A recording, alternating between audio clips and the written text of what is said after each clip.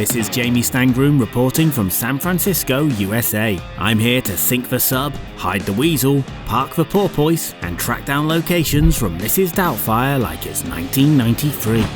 Directed by Chris Columbus and starring Robin Williams at the top of his dad in drag game. Could you make me a woman? Who after a bitter divorce goes undercover as an English nanny with a weird sort of Scottish accent. Hello. In a bid to spend more time with his children. And James Bond.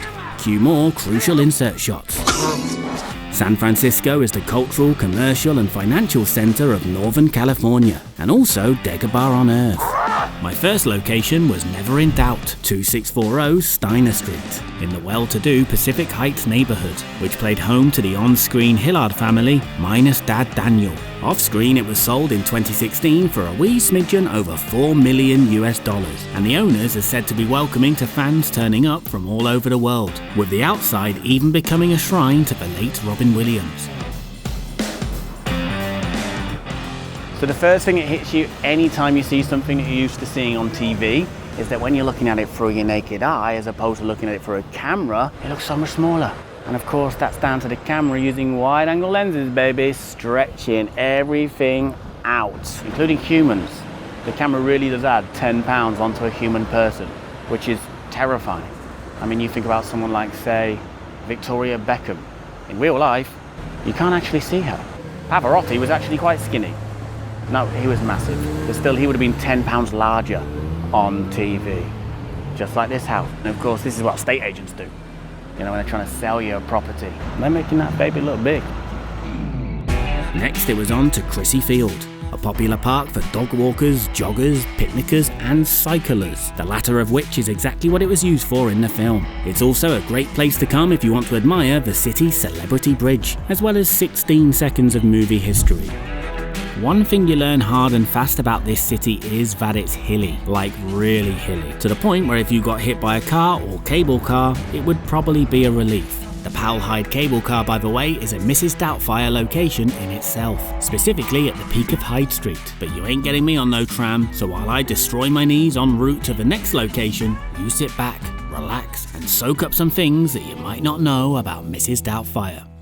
The story is based on a British novel by Anne Fine titled Madam Doubtfire. The author's only request to the film producers was to not make the kids too bratty. In the original script, the film was set in Chicago, before eventually switching to San Fran, where 5 large sets were built in a former candy warehouse in the Richmond district for interior scenes. It took 4.5 hours to apply Mrs Doubtfire's makeup, but it was worth it in the end as the hair and makeup team took home an Oscar. Although there was a price to pay for Lisa Jacob, who played Lydia, as her Toronto school expelled her for taking the 5-month job. Robin Williams wrote to the school asking for them to reconsider, but they didn't, although apparently they did frame the letter.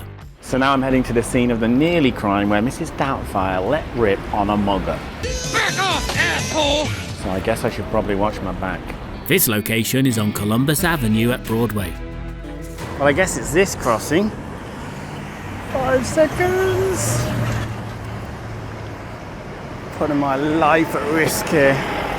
And the green Flatiron building in the background, Columbus Tower, was once home to Francis Ford Coppola's movie empire, American Zoetrope. His Cafe Zoetrope remains on the ground floor. Speaking of which, if you're in San Francisco, you might want to eat. To be honest, wherever you are, you should probably eat. But if you're here, then options include a classic clam chowder in a sourdough bowl, a bite in Chinatown, or you can let your eyes graze over some street art in the Mission District, and the food's pretty good round there too.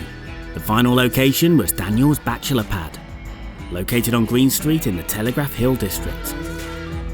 That's all for this episode of Where They Made That and For My Knees. Other available episodes should be appearing on your screen right now. So like, subscribe, etc. and let me know in the comments what other movie and TV show locations you think I should track down next.